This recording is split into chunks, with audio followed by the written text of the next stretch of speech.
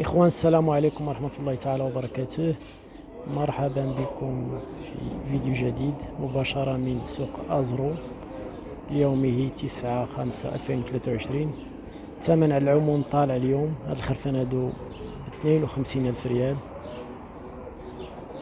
ما شاء الله، يعني كيفردو ب58 ألف ريال. هادو ب46 ألف ريال. وتا الخروفات تا الثمن ديالها طالع، هادي راه تباعت ب25 ألف ريال.